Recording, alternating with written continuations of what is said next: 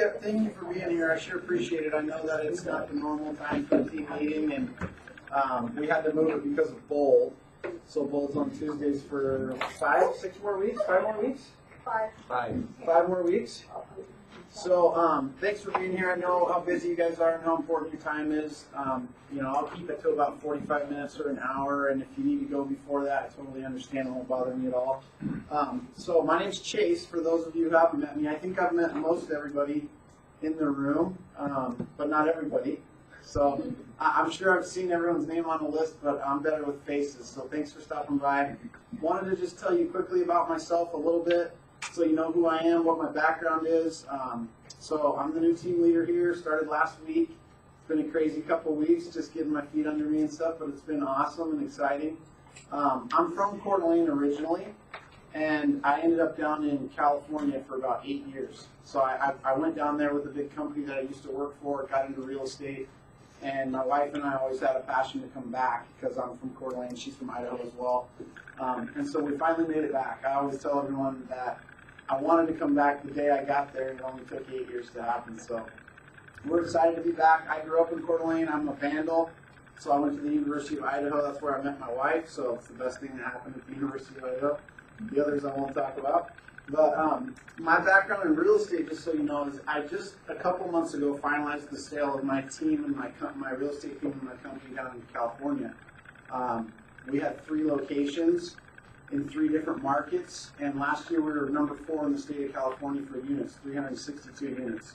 So I sold my half of the company to my business partner because I wanted to come home, and here I am. So I have some background in real estate. I got into the business about 4 years ago, and then got to that level in the business and decided that I didn't want to stay the rest of my life in California. So that's my background. I'm excited to be here.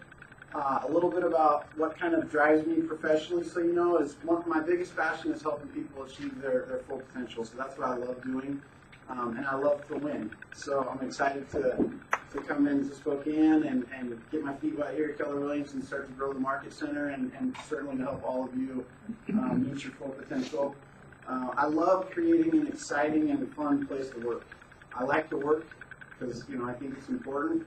And I want to have fun when I do it. So that's kind of the environment that I love to be in and want to help nurture and create here at Keller Williams. I know you guys are all working hard already, so if we're going to continue to do that, we might as well have a little fun and enjoy, coming to where we work. So that's my goal, to help foster that environment. Let's see, personally, been married for 8 years to my wife, Casey. I met at the University of Idaho. I have 2 kids. My daughter is 6, her name's Riley, and my son is 4, his name's Kenneth. He actually was here the other day, and so probably won't let him come in too much until he can learn how to touch everything. He's at that age, right?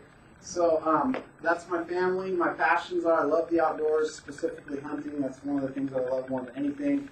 I love to spend time in the outdoors, and that's one of the big reasons that I came back to the Northwest. So I want to take you guys through a few slides here, and one of the biggest topics for the day, the rest of the stuff I'll go through quicker, is I want to give you some thoughts in terms of having your best year ever in 2015. So we're getting up towards the end of the year, and we're starting to project into 2015 already, so I want to talk a little bit about that and maybe give you some thoughts on how you can do that in 2015. So we'll spend the most time there, but I want to go through a few things first. This is just kind of the state of the business. A couple of items. In case you don't know, we are number 1 in agent count. You can see our agent count there.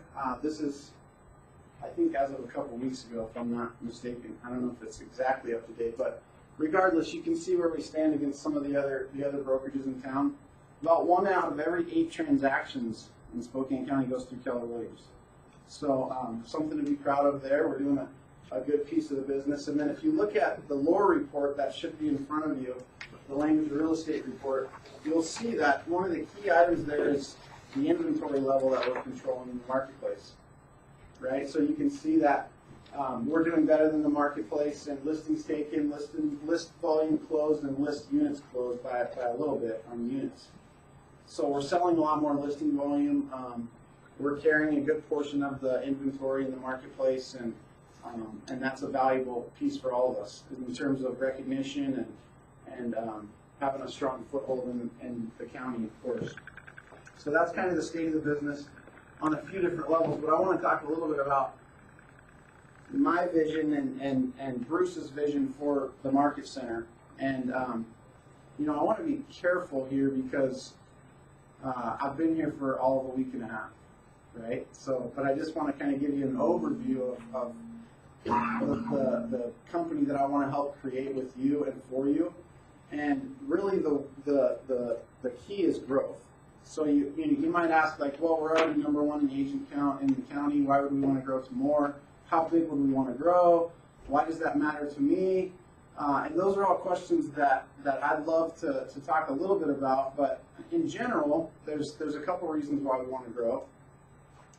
First of all, it's our model. Keller Williams is built on growth. We've grown fast. We're the number one company in the country in terms of number of agents.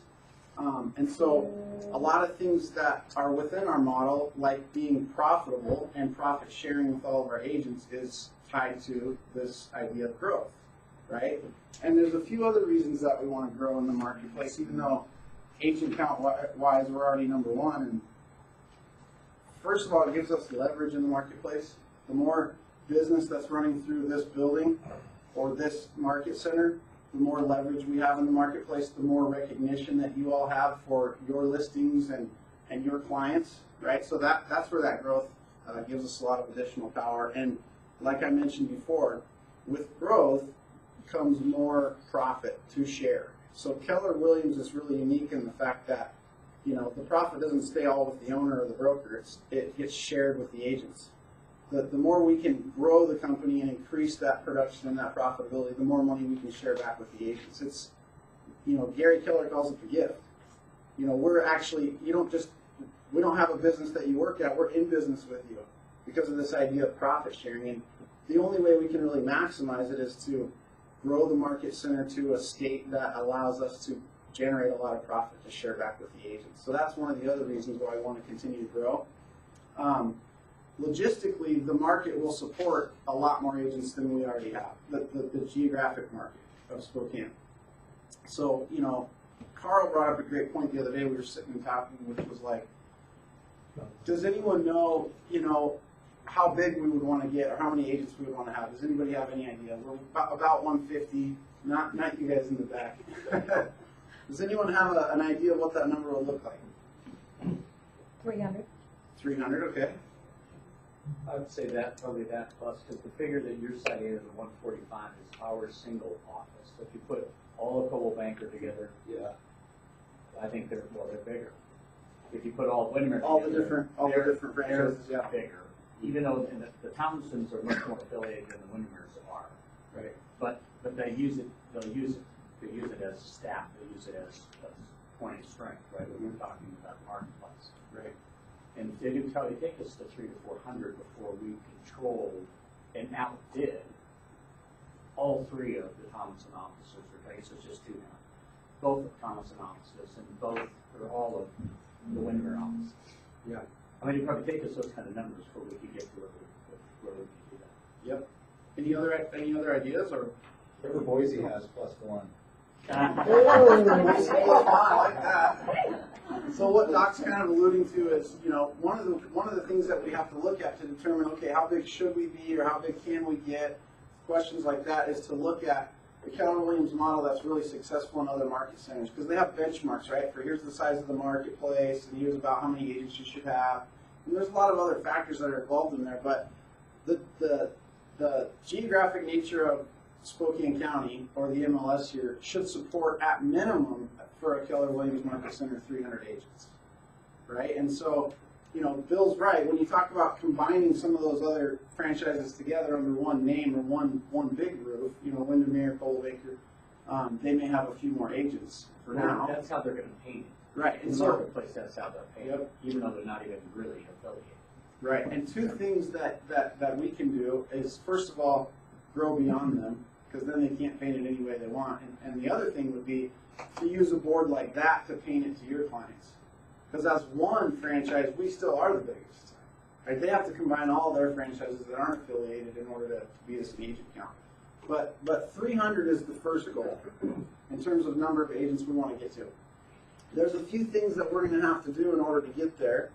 And the word that I used the other day, because I didn't come up with it, I've seen Bruce use it quite a few times already, is world class, right? So in order to properly support 300 agents and run the model as it should be ran, you know, as Keller Williams teaches, and have that powerhouse market center that I know we will have, we have to be world class. So world class agents, world class support, world class training. We've got to have a world class culture, because ultimately that word world class encompasses a lot of different things in my mind, and we went over a lot of them in our staff meeting the other day. What is encompassing world class? You know, people want to work here. People don't want to leave here. People are, you know, beating down the door to get in here. We've got all the support and training we need to grow our businesses, all those things and more. And that's the goal. That's my goal. That's my vision for the future. And I know that's real broad, because again, I want to be careful. I've been here for a week and a half, but that's the legacy that I want to leave or build here, is a world-class organization. And I think that most people would love to work at a world-class organization or be affiliated with a world-class organization, because I know that you're working hard every day to provide world-class service to your clients. Well, you're our clients for all intents and purposes. One of the big things at Keller is that, you know, that we preach over and over and over is, we'll never get in between you and the client, right? It's why we allow, you know, agents to brand themselves on the signs and all these different things. It's why we try to give you the tools and the support to provide that world-class service to your clients. And so in turn, our job is to provide that world-class service to you in that world-class environment. So, you know, having been here for a week and a half, it's hard for me to determine whether, you know, we're world-class yet or not. I'm sure there's plenty of opportunities that we can address, and I just want everyone to know that my intention is for this to be world-class, and for everyone to feel that it's world-class and believe that it's world-class. Because when we get there, then we will be the envy of the marketplace, with competing agents, competing brokers, and certainly the most important, the consumer. We will be a world-class if we're not already. If we are, we'll just build on it. So just so you know, we're going to be building from strength. I think that's the quickest way to get there. We're also going to be addressing opportunities. Towards the end, I don't think Emily passed them out yet, but I'm going to ask for your feedback on what would you like to see out of the Market Center. Specifically, how would you like these team meetings to look? What are some of the topics that you'd like us to talk about? Because these are your meetings, just so you know, they're not my meetings. They're for you. And, you know, this is the first one to kind of let you know what I would like them to look like moving forward into the future. Because I think that we can get better participation by providing more value. And so I want to know what you think is valuable in terms of topics. And, you know, we can obviously move the time of this meeting around, but we'll find out when the best time for everyone is. I want to get everyone's thought on the watching it live. I think we were streaming it live for a time there. Let me just ask now, how do you guys feel about that? Having it available to watch live from your home computer, for example, the meetings? These team meetings specifically. I'd like to see them recorded so that if something did conflict, at least it's available Okay. in the evening or whenever there's time for it. Anything else? Well, if there's 145 of us, there's certainly not that many here. Right. I never will. I'd like it to be as full as possible, but I understand it's not going to work with everyone's schedule. Here's my thought, just so you know. And I asked Jim not to stream it today because I don't want it to be streaming live. I want it to be an environment that people want to come to, and with that, there has to be a lot of value because we're already all busy, right? We got busy lives, we got busy businesses, and so in order to take an hour out of the day, how you doing? It's got to be super valuable, and so that's why I want to get feedback from you to provide that value. I also think that it lends to some of the other things we're talking about, like our culture. When we have people here interacting, you know, in a live environment, learning and consuming some of that value. So I'd like for them to be recorded too, because not everyone's going to always be able to make it. I mean, that's a fantasy for that to happen, I understand that. But I'd like them to be something that people look forward to and try to make every effort to come to. Because I think, again, that's that world-class environment that I want to work in, and I'm sure most everyone else wants to work in. And so that was kind of my thought, is let's record them and then send out a link afterwards, so if you couldn't make it or you had an appointment you couldn't reschedule, you can still get that value that we want to provide but that we're creating this environment where people want to be here. It's fun, it's valuable, we're getting great ideas from each other.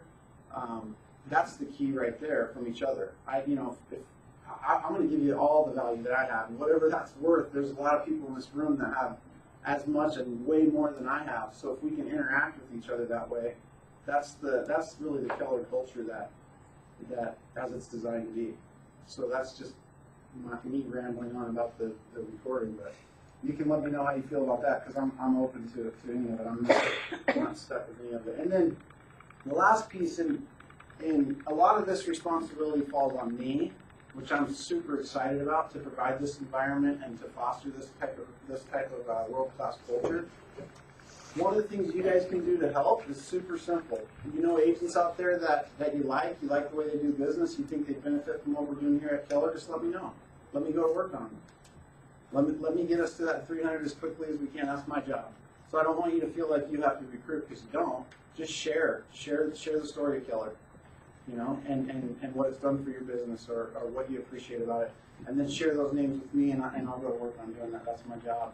There's a couple different ways you can do it. You can fill out one of these green sheets here. You can send me an email. You can come by my office for a cup of coffee and let me know the name, and I'll follow up with them as quickly as possible. So that's one of the ways that you can help, because again, as we grow, we get that power in the marketplace. We get that additional profit share to give back to the agents. So there's value in that for all of us. So what I want to spend the most time on is your business. So I've been starting with the list, trying to meet everyone as I can, as quickly as possible, to learn about your business and how I can help you specifically. But I wanted to talk today about, 2015 is coming quick, and the way we used to look at it in my business was it's already started about 30 days ago. Because all the work that we're doing now is really going to push into the next year. So that's why I said, that year's already started in terms of your production. So have you? Have you started analyzing your business and determining what are your strengths, right? Because again, you can grow the quickest from strength. And what are your gaps, your opportunities, and what are the tools that you need to improve on those opportunities and reach the goals that you set for 2015. And I think the biggest thing is that people miss is mindset is the key. So understanding that truly you're your own competition. And I think Keller Williams in general has done a good job of teaching us this abundance mindset, right? Rather than coming from scarcity, we're coming from abundance. But there's still this tendency for agents to think that they're competing with the other agents out there in the marketplace. And really, it's just not true. That's why the big agents that do a lot of deals do them regardless of the market, regardless of what their competition is doing. Because they understand really the key to growing your business, which is it will only grow to the extent that you grow, right? And you're really your only competition. Whether someone's, whether you're competing with someone at a listing appointment or not, it's not really what I'm talking about. It's just the size and the strength and the service level in your business is all based on your mindset and how you believe, the extent to which you believe you can grow it or improve it if it's service. And so mindset's important when you think about, okay, you ask somebody, do you want to have your best year ever in the business next year? If you do, raise your hand real quick. If you'd like to have your biggest year ever in the business, right? That's the typical answer, of course. Right? That's why we're in businesses, to do good things, make more money, sell more houses, help more people, whatever it is. So that's the answer you always get.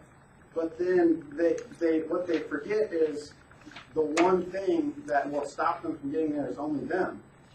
Either understanding their business more, growing their leadership more, practicing their skills more, generating more leads, whatever it may take, or a combination of those. And it all really comes down to your mindset around it. So if everyone's goal is to have their biggest year ever, then what are you going to do to prepare your business to grow to that extent? Right? Because it won't happen by default. I can assure you that. There's no luck involved in having a successful business, no matter how you look at it. So we've learned a lot of things over the past couple of weeks in Bold, which is my first opportunity to take Bold, and it's geared around this concept a lot.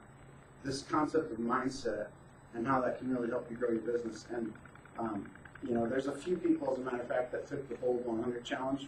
Rich Barton, right? Was there anyone else in here that I'm missing?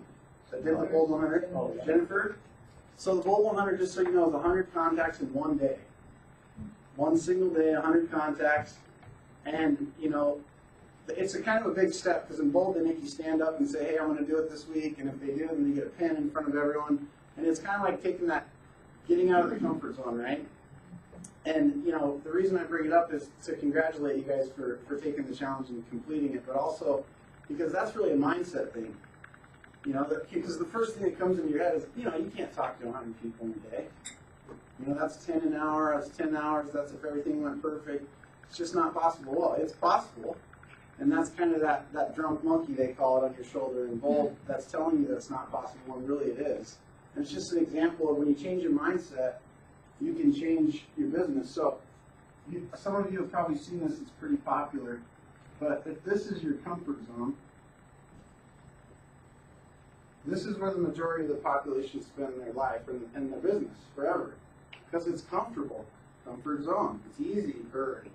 Not easy, it's easier.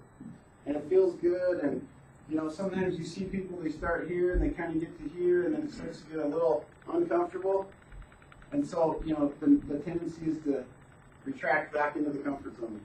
But this, in terms of mindset, remember, is, apologize for my handwriting, is where the magic happens.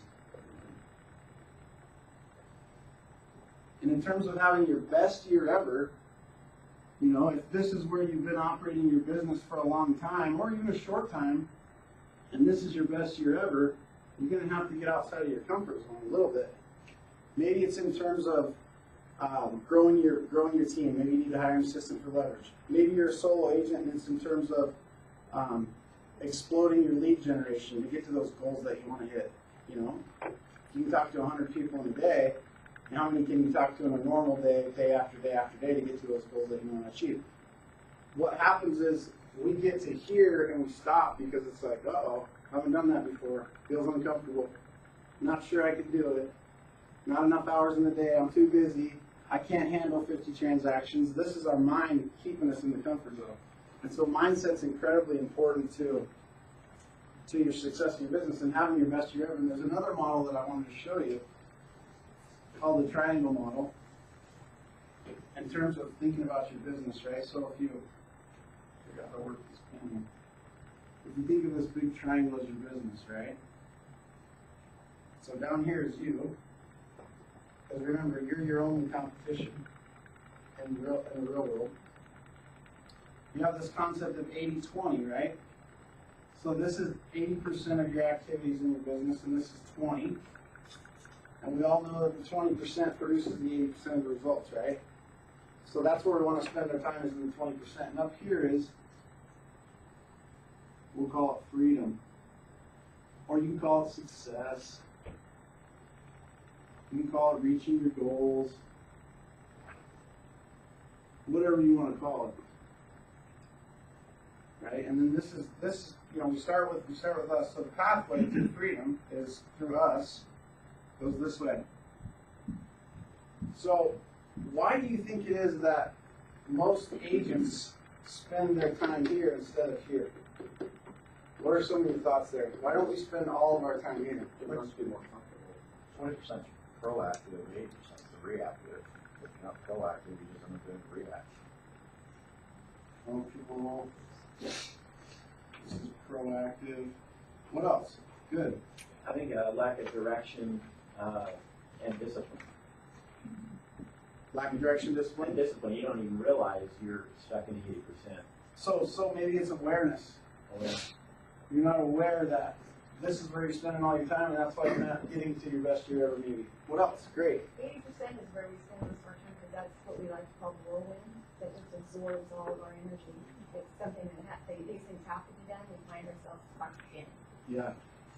What else? Great. Anything? Clarity. Clarity, yeah, so it's kind of like awareness, right? What is my 80% versus my 20%? Your why. Anything else? Not having your why. Your big Not why. knowing your big why, yeah? What's When you my have a why? false sense of being productive. Well, Right, because when you're here, it's just what Jennifer said, when you're here, it feels like, holy crap, I'm busy, my business is awesome. look at these hours I'm working. You know, look at all this stuff I'm doing. Look at all these houses I'm showing. Right? She It said- feels like you're busy. But she said it's a whirlwind, and the whirlwind itself is distracting. Yeah. It keeps you Doesn't give you from this. ever looking back at the 20%. Right. So, one of the reasons, and that's all correct, and the way that I like to look at it is the way I think of the 80% is this is, what's the word I wrote down? It's free. It's the whirlwind. It's not freedom, but it's free. It's fun. It's easy. It's comfortable, right? So that's why we spend a lot of time here, either by accident or by nature. And the 20% is tight. It's rigid. It's not always fun. It's just not. Sometimes, depending on how you look at it. So the 20% is, think of it as like bumpers when you go bowling, right? It's why do you put the bumpers down when you take your little kids bowling? We don't, Jake.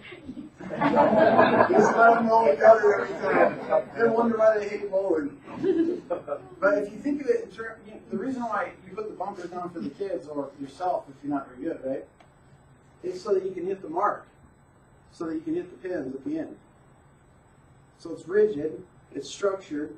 It might not be as fun and free flowing as having them up, but you do it so you can hit the mark. So, what are some of the activities that you think fall in the 20% that are not always fun and they've got to be done and they're rigid and we procrastinate on doing them? What are some of those activities? Regeneration. What else? Price reductions. Some negotiating. Yeah. The form of it. Negotiating. However you spell that, right? Appointments. NEG from now on. Can't spell in public. What else? Appointments. Appointments. So appointments can be in both because sometimes we go on appointments that we shouldn't be on because they're filling our day and they're filling our schedule. But the good ones, are in the 20%. The ones that we should be on, the ones where we're winning business. Watching your budget. So planning, that would be part of planning. Right? What gets in the way of planning? Yeah. Kind of bold statement is that? I don't know. Why don't we plan? Why don't we plan? What are our excuses for not planning? Makes you think. Boring, yeah, it's hard, Just not. hard to think. And I have to do something. I'm too busy to stop and slow down. Planning, you have to know where you're at to know what you might. That's right. It puts the bumpers on our business, and we want to be free. We want to be up here. It's fun. It's free. I'll do whatever I want. I don't want a budget, because it's gonna chain me down. Then Right? I'm cannibal. What's that? Then I'm a cannibal if I have a budget or a plan. Right. Cannibal? Accountable. That's a whole other topic. That's next meeting. So that's good. So, I do like my steak. Let me Just saying, I'm not so this is, if you think about, right, the topic is like, this is really the topic. Your best year ever in 2015. You've got to figure out a way to stay in the 20% as much as possible, right? So you have to know the activities that are in the 20%, and you have to figure out how to get away from these, or do them as little as possible. You can't always get away from them. I get that. You're going to spend some time in here without a doubt, because the faster that we figure out how to spend time in our 20%, the faster we travel this path to freedom, success, reaching our goals, having our best year ever. The faster we learn what those 20% items are, and the more we stay there. It takes a lot of discipline, right? Again, bumpers. So, I just had a flash with I'm gonna try it for myself, but that's just. That is that, knowing how tough it is to stay in that 20%. What if you just if you just garnered off 3, 4, let's say 4 hours, you said for 4 hours every work day, I'm gonna be in that 20%. Just 4 hours, and I'm taking a vacation the rest of the time. I might leave the office, I might do anything I want. I'll do anything I want after that, as long as I get 4 solid hours, you know, 100%. I would think that'd make a difference. It would make a huge difference. What if you didn't do anything in the business but lead generating for 8 hours a day? You didn't even work the leads. You just generated them and you gave them out as referrals or whatever you wanted to do with them. Maybe you didn't do anything with them, but you just lead generated all day, every day, 8 hours a day. And I'm not suggesting you do that, but what would happen to the potential of that business? How many agents could you feed with the amount of leads you generate every day if that's all you did? You came into the office and you got on the phone. You have to have a really good drug dealer. Yeah, because it's tough and it's not fun and it can wear you out. Right, I get it. But I think the point in what you're making is if you stay in that zone, if you stay in this 20% zone for whether it's 1 hour, 2 hours, 3 hours, 4 hours, then the rest pretty much takes care of itself. It's not always perfect because when you spend a lot of time here, then things get a little crazy because your business grows, right? And you get outside of the comfort zone. When you spend enough time in 20%, it starts pushing you out of this comfort zone to where the magic happens. And it's a concept of understanding what those items are and then figuring out how you're going to stay here. Because ultimately, if this is what we're trying to achieve, we can get there faster the more we stay here. And so, you know, it's really, that's why this is at the bottom, because you're the only one who can decide how much time you'll spend there, what activities you'll do there, and how you'll figure out how to do these instead of these more often in your business. And the other thing that I wanted to talk about before we run out of time is one of the things that is so important to do 20%, and we wrote it on the board here, which is planning and goal setting, I think is incorporated in planning. How many of you have a specific goal for next year of either units or volume for your business? Specific, like it's written, it's specific goal. Okay? Good. So there's the thing with goals to remember is they're like the bumpers. Right? So if they're just in our head or we forgot to push the button to put them down on the bowling alley, then they're not helping us at all, then the ball goes back in the gutter. Right? So in terms of when you think about a goal, the tendency of most people is they think of a goal. And that's as far as it goes. Right? So there's a saying out there that says, don't just think it, ink it. Write it down, first of all. Write the goal down. So there's a few things that I want to go over as far as the goals, right? Ink it. Write it down. It's actually pushing the button to put the bumpers down, not talking to your wife about putting them down when you get there for the kids. You forget, the ball goes in the gutter. You don't write your goals down, you don't have the bumpers to guide you throughout the year. You forget, oh, I was going to do 30 or 20 or 50, I can't really remember. That because we get busy, we forget, we don't focus on that. It doesn't hold us accountable to the written goals. The weakest ink is stronger than the strongest mind. Write it down. If you've already thought about it, that's step one. Step two is write it down. Right? There's a study, and those of you who were involved yesterday will forgive me, but I want to share it with the rest. There's a study. What They Don't Teach at Harvard is the name of the book. And they actually studied a graduating class, and they found that 3% had written goals. This is Harvard, right? One of the premier schools in the world, especially our country. 13%, let me make sure I get these right. 13% had goals, but they were non-written. And the other 86%, no goals. So sad but true, 84. Get that wrong. I don't do math in public either. 84% had no goals. Harvard graduates, this is sad, by the way, I think, because I'm not sending one of my kids to a school to pay that much if they're not even going to teach them how to goal set, because I know the importance of it. But what was even more profound is that when they went back 10 years later, 10 years later, they found that this 13% had earned twice as much, they made twice as much money as this 84% after 10 years. This is 10 years later, right? This is just to illustrate the importance of goal setting, because again, that's in our 20%. We don't want to stop and take the time to do it because we think it's a waste of time or we're too busy. The 3% that had written goals made 10 times more money than these two combined. And you can imagine a Harvard graduate probably made some money, didn't make zero. These people made 10 times more than these two combined because they wrote their goals down. They put the bumpers down in the business or in their life. So that's the importance of goal setting. And there's a few things just to finish this up. When you think about setting your goals, remember, we've already started 2015 for all intents and purposes in real estate. When you think about your goals, make sure that they're SMART goals. So it's not a crapshoot when you're goal setting. It's not just pulling the rabbit out of a hat and throwing it down on paper, right? So SMART is they're specific, they're measurable, they're attainable.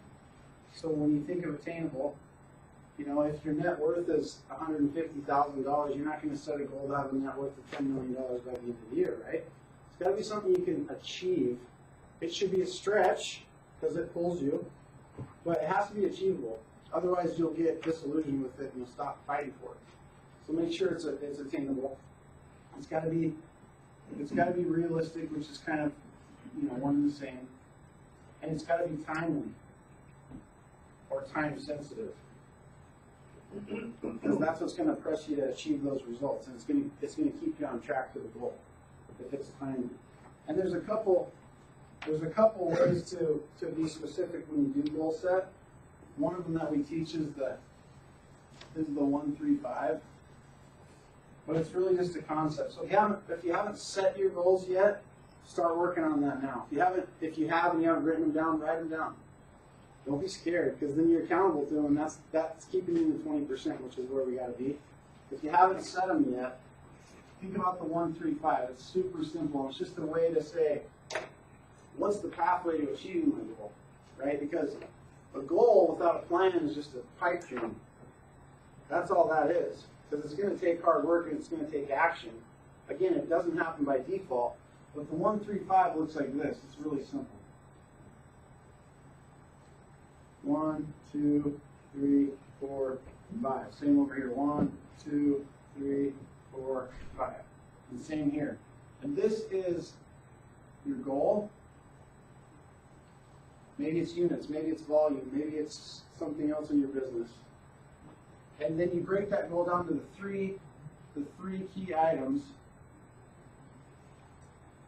that are going to help you achieve that goal. Right? So for example, it's lead generation. One of them may be time blocking. How am I going to make sure I block enough time to lead generate? Right? The other may be a specific type of lead that you need to improve upon. Maybe it's your sphere of influence. Maybe it's accountability. So maybe you're going to get a coach, or maybe you're going to enlist the help of your family or your peer or your friend to help keep you accountable, right? And then it's just breaking these 3 down further in 5 areas.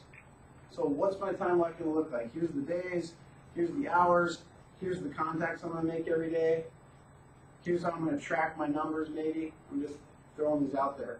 And it doesn't have to be 5, but you get the concept. Because then this is the guideline to actually achieving the goal rather than just, you know, thinking it and not putting anything into place to achieve it. Is that helpful at all? Yes. Maybe? Yes. Sometimes it's not brand new stuff, it's a reminder, right? So, you know, sometimes we learn this stuff over and over and over because we get away from it, we drift. And then we're like, oh yeah, okay, I remember that. I remember someone showed me that before and I did it and it worked and then I drifted. And it's just, it's how we are. So hopefully that's helpful a little bit. But the reason why I wanted to go over it today is because, you know, it's November and this is quickly approaching. And everyone in this room raised their hand and said they want to have the best year ever next year, which I would expect you to, right? So if you really truly want to, then what are the things that you're doing? Goal setting is just one of them to stay in your 20%. And how are you spending the time now, even though you may not think you have the time? Doing this kind of stuff is literally worth more than anything else you're doing, if you haven't done it already. Anything. Because it's what's going to guide you to that goal of having the best year ever. It's what's going to get you out of the mentality of the next deal or the next commission check and really thinking about the best year and then action steps to achieve it. So, a couple things, and I'll go through this quick because I promise I'd get you guys out of here. We've got some upcoming training. There's going to be more that we're going to be putting on the board. You know, hopefully a few more things we're going to add to December. So we've got the contract to close training. That's the 21st. Yeah. Should have put that up here. I apologize. 21st. And we're going to have some real specific training on processes from contract to close. Right? So ways that you can provide amazing service to your clients through that process. It's when they seem to have the most anxiety, right? Because they're excited and there's lots of stuff that has to happen that they don't necessarily know about. How to do that and how to do it efficiently. Because the client has to have world-class service through contract to close, but that's in our 80%. So how do we do it efficiently? We have some actual checklists and some transaction coordinators from some teams and agents that are doing a lot of business, so they have to be efficient about it. So everyone can learn from that. We're having career night Thursday, 3 to 5. Looks like we have a pretty. Hopefully we'll have a great turnout. We have a lot of people signed up. So that's from 3 to 5 if you know of anyone looking to get into the business or they recently were licensed and haven't done anything with it, something like that. Purchase and sale is with Ken next Wednesday. Okay. Is it next Wednesday, right? It's next Wednesday. I think it's 9 to 4, 9 to 5. So for purchase and sale contract items, come see Ken. Ignite, we're going to have in December. We don't have dates yet. So that's, again, the word itself, ignite your business into the following year. So it's a little like bold from what I understand of it, and I'm no expert, but it's just not quite as intensive. Some of the same concepts, but Clock hour. And it's clock hour. clock hours, there you go. Clock hour. We got it. Well, that's we worth got it right there. certified. So the training calendar for next year, we've been waiting on the Keller Williams international calendar to come out, which it's about ready to, and then we're having a committee meeting to build the calendar for all of next year. It will be the most robust training calendar that we've ever had here at Keller, without a doubt. I'm committed to that. Because it's going to be world-class training. Because we want to have world-class agents, we want to attract world-class agents. So it'll be very robust in terms of what we're going to teach, and it will be valuable to everyone, all levels of the business. New agent to a couple hundred transactions a year. There'll be a variety there because we want to provide value to everyone. We're meeting on the 10th of December, right, Cindy, to build that calendar out or to start building it out, and we'll have that to you as soon as we can. But it will be robust, so you can plan on that. The reason why the training is so important is the training tracker. Hopefully you guys have seen that there on your desk. And this just simply shows the amount of business that agents are doing that come to 2 or more trainings a month versus those that don't.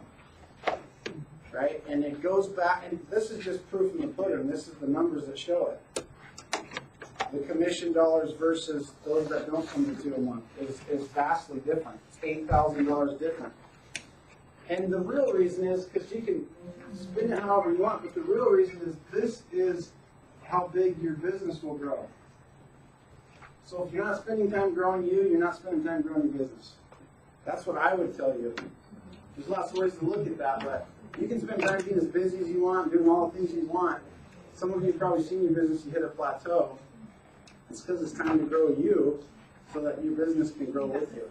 And that's the training. And that's why we'll have a really robust calendar. So we'll get that to you as soon as we can. If you know of any agents that aren't at Keller, that you've done deals with, or you just know that could really benefit from the training, invite them. Invite them to come and experience the training. If for nothing else, help them grow. They may never come over to Keller. I'll be working on that, of course. But they may not come to Keller. If you can help them in their business, and then the next deal you do with them is easier and better because they learned something here, just invite them. That's the culture that we want to have, right? We want to improve everyone's life and business. And you can help with that through some of the training. We're going to have a holiday party, holiday gathering. I don't know exactly when that's going to be. So once we pin that down, we'll get an invitation out to you all. Because we want to spend time with each other and have a little fun and celebrate the hard work that we did do this year and push into next year. So I'll let you know about that. Family reunions in February. I'm excited to go. Penny is excited to go to family reunion. Of course. And I was hoping that Penny would share for a minute just her experience and why she gets so excited about family reunion. As attended family reunion every year, I guess you've been here, right? I think I missed my So first close year to as it. a new agent. So what is it about family reunion that why you take the time out of your business and spend the money to go? What does it do for you? It's an opportunity to meet other agents that are mega agents and hear what they're doing that works. They share everything. Build relationships. So I have agents that I've met in all areas. And so when I'm going to family reunion, it's nice to connect with them. I get referrals. I usually walk away with a couple of referrals every time. So actual business. Yes, I want a computer. So You want a computer? I want a computer. Oh, wow. A little red computer one year. Doing the scavenger hunt in the vendor area. So yeah, Good. it's great fun. So my thoughts on it are just like Penny's. I've never been to family reunion, first of all. So that's why I wanted Penny to kind of talk about her experience there. But I used to go to a lot of events that were like it in other companies. Outside, because I owned a company that was not Keller and they didn't have one of these, but there's a lot that do. And I would always go to at least 2 or 3 a year, flying all over the country and going to them for 3 reasons. And Penny mentioned both of them. One is the expansion that it gave me of me. So learning and actual skill building and learning what other top agents were doing across the country. Because, you know, I get busy too and I'm not going to figure out what's new if I'm not searching it out, and this is a great venue to do that. So expansion of your skills and your abilities. Networking, right? That's another big one. Actual business that you can attribute to going to family reunion. So instead of it ending up being a cost, it's just an investment into your business that pays back, right? And you make a lot of strong relationships, even if they're not sending you business. You get someone that you can practice with or bounce ideas off of or find out what they're doing that's working when you hit a roadblock in your business. It's very valuable for that. And for me, the biggest reason I always went to these events was for the recharge. Because, you know, this is a hard business, you know, and so a recharge is refreshing. You get energy back. You get excited again. You see people doing things that you're not doing, but you know you can. And you get to take those ideas back and you come back just recharged to have your best year ever. So there's a lot of value in family reunion. Love to get as many folks as we can go into it. I'm excited to go. Penny and I will be there at the least, right? Yep. One of the things I want to do, at least for a while, is on Wednesdays at 5 o'clock, I'm going to have adult beverages and some food in my office upstairs because I want to meet everybody. And what better way to do it than with a couple adult beverages, right? My personal opinion. You don't drink, we'll have water and soda, whatever you like, hot coffee. So next week. So I want to get the invitation out to everyone with the recording, and then next week we'll start that. So 5 o'clock, my office upstairs. If there's too many people, we'll move it downstairs here, out here with like the pub You tables can are. always go over to my office. Yeah. So, you know, so 2 reasons. It's selfish for me because I want to meet everybody, and I'm better with faces. But I want to create this culture and this environment of fun and family and support. And I like to drink beer, so Wednesdays, 5 o'clock, my office. You know, love to see you there. Invite everyone else too. Let's see. Ken's gonna go over a couple broker items. Before we move on to family reunion, also remember we still have that savings plan that's available. Oh, that's right. X dollars out of your commission checks and put it onto your AR account. It can go to pay for family reunion, it can pay for mega camp. So that is an option out there. We have several people who have already taken advantage of that. So if that is an interest to anyone, just come in and see me and we'll get you set up. Great resource if you're trying to plan out for it. Exactly. And break it up a little bit. We're gonna run out of time because I get long. Yeah, and I'll be quick. But before Bill and I, we want to thank you for your support. I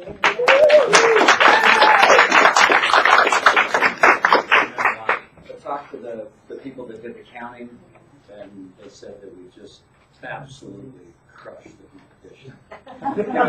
Came up to me and said, your strategy worked. And we just absolutely annihilated the competition. I mean, nobody was close to either one of us. So you just, that's the power this many agents and us all be on the same page. So, thank you very much.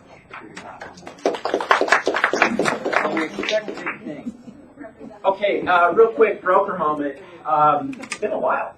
We've done a broker moment. Not that anything hasn't been going on. Chase has told all of us how to make money. I hopefully will tell you how to not spend money. So this came up about 2 weeks ago. It took, probably about a weekend working through this. So, I never want to, but it happens. I don't want to ever fall into this kind of false sense of security where everybody knows these things. And so I never have to talk about them. But I want to bring this up because if one person stepped into this, I know others either have, and I just don't know about it, or you could step into it. So let's take an inspection scenario. The buyer submits a 35R asking for a list of repair items. Seller responds with rejects all proposals by buyer. Listing agent then says, great, I have a backup offer, let's get them under contract. And so they did what they thought they were under mutually accepted contract, and they were. So they enter into another contract with another buyer. Because the seller responded on the first offer with rejects all proposals by buyer. And doesn't buyer give a chance to respond back one more time before it's done? Yes, they do. So what? So by the seller rejecting all proposals by buyer, that did not terminate the contract? No.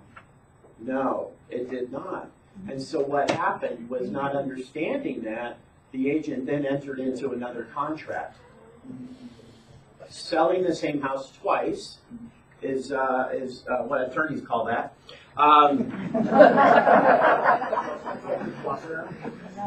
The last time I was involved with this, I was at Coldwell Banker, and it was our agent who was the listing agent, and he came to me and like, Ken?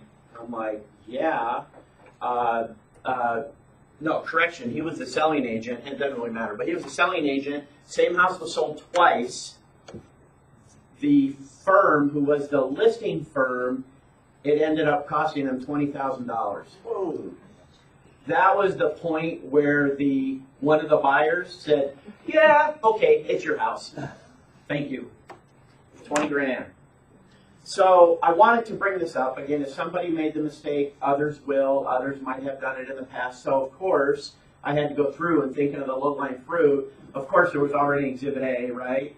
It's always that way. Every time this happens, you guys are so good at eliminating all the outs.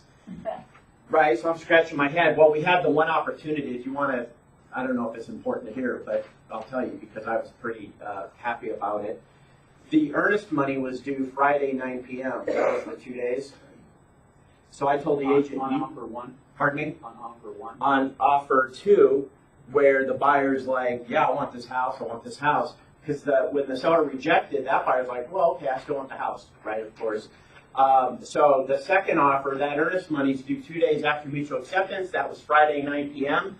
I told the agent, you get a rescission. It's a Form 90-something, which you can rescind based on non-deposit of earnest money. I said, get that signed now and hold on to it. And at 9:01, you email to the agent, you email to the firm, you fax to the firm, and if you're around the office, you frickin' go and throw it through the door. At 9:01. And that rescinded offer number two. That would rescind offer number two because the earnest money now is not deposited when it's supposed to be. That's what we did. Now the other agent, the selling agent on that second offer, and she knows me well, and I don't know if she knew I was behind this, but yeah, we're having lunch with her today, by the way, Chase. Started, wait a second, I told you we had the earnest money, and I think they also sent over a fax of like cash or something. I can't quite remember. But it was like, I told you we had the money. So no, we did. We put the money in. We told you we put it in. No. That doesn't work. The contract doesn't say as long as you're told. You're supposed to be told 2 days after mutual acceptance that the earnest money is deposited. No, it's not told. It's we need a receipt. So the receipt was never received. 901, that rescission went out. We fortunately got out of the contract. So we have the list side on this. we had yes, we were the listing firm. We were the listing firm. So I wanted to raise for your attention, again, if the seller rejects, that doesn't terminate anything. Even if the buyer does nothing. Thank you. So let's say the seller rejects and the buyer doesn't respond at all. Now we've established that the contract hasn't terminated because we've established the buyer still has an opportunity to respond to that. But if the buyer doesn't do anything and enough time goes by, what happens? They accept the terms. Yeah. Or they accepted what the seller said. Inspection response is satisfied. Yeah. The inspection response is satisfied and seller doesn't have to do anything. Okay? And I had a conversation with an agent this morning, I don't remember who it was, about this, but there are agents who strategically work that end of it. But anyways, the takeaway is this does not terminate the contract. Okay? Don't enter into another contract with somebody who will have sold the same house twice. All right? How many days? For what? Does the buyer have, even if they rejected that, they did nothing, how many days? So there's a seller's response period, which the default is 3 days. And then buyer's response. Just 3 days. Yes. So seller has 3 days, seller doesn't do anything. Where'd they go? Where'd they go? Where'd they go? 3 days. Okay, now the second period of 3 days, buyer has that chance to terminate, or if they don't do anything and those 3 days pass, it's like Bill said, it's waived, and you're in the contract. Okay? Computation time, 5 days or less, Saturday, Sunday, legal holidays, take that into consideration, and we're good. All right, thank you. Thank you. Nice seeing everybody again. 2 things left, real quick. So there's a clipboard here, but I'm gonna have Emily email a separate form to everyone because sometimes you gotta stew on it and think about it. But these are your meetings, and I want them to be awesome. But I want you to feel that they're awesome and think that they're awesome. So I want to get your feedback on ideas for topics, people you'd like to see come and talk, because I don't want to do all the talking, and any feedback on the meetings in the past, what we did great, what we can expand upon, any of that. Please be open with me because I want to make it valuable for you. And that's part of my vision, is that it's valuable, that we have fun in these meetings, right? That they're well attended, because that creates this culture that, where we're helping each other and we love to be here, we like to work hard and we like to succeed, and that they're involved. So, I like to teach stuff like this if it's valuable at all, but I know that there's people with a lot of other cool stuff that they can share, and you are those people. So I'd like it to be, well involved with everyone as well. And then the next one is going to be December 3rd, the next team meeting, December 3rd. It's we're going into this holiday season. We've got bold. I understand we moved the day, so I don't want to have way too many, and I want to prepare for that one as well. So December 3rd, mark the calendars. We'll send out a couple of reminders. Hopefully we can do even better in attendance than we did this time since we're planning it out. 11 o'clock, it's another Wednesday. Here in the training room. And then this is the office closures for the holiday season, just so you know. If you have any questions about that, or you can't remember this whole slide in your mind, then ask Emily. She'll have it for you at the front desk. Just so you know. So, that is it. Thank you so much for joining us. KW Power Lister, the listing presentation that we talked about that the Houston office has developed, the KW Houston has that online tool that parodies, it took advantage of Bruce's listing appointments in his listing presentation. You guys remember that we talked about that? Yes. We now have a website for KW Power Lister, Spokane Power Lister. So I'm going to be setting everybody up in that, and then what we'll do is I'll arrange a lunch and learn or a class where we will go through how everybody can utilize that. It will be something that you can put together a listing presentation right there, and it's easy to set up, it's easy to use, it gives you the verbiage that Bruce used, it gives you a place to plug in your TMO numbers, all of that. So I think it'll be a really, really great product for us, unique to the Market Center, and KW Houston was generous enough, kind of the KW model, to share that with us. So we'll get all of our guys up and running on that as quickly as possible. So I wanted to let you know Jim kind of made that all KW Spokane. And we'll be planning that probably sometime in November to get that so that we can have training classes at intervals so that everybody can take advantage of it. Okay? Great, thank you. Thank you guys for coming. Stop All by right, my office. thank You got things before next Wednesday, but definitely next Wednesday at 5 o'clock. Beer, wine, and food. Okay. Oh, should we draw today? End of the month. End of the month. We're not having a meeting. It'll be December 3rd, it'll be the next We'll one. just draw. Gotta put my card in, gotta put my card in. Yeah, get your cards in. Thanks for coming. Appreciate it. Oh, great, great. Nice to meet you. Thanks for coming. So are we, are you gonna draw today or are you not?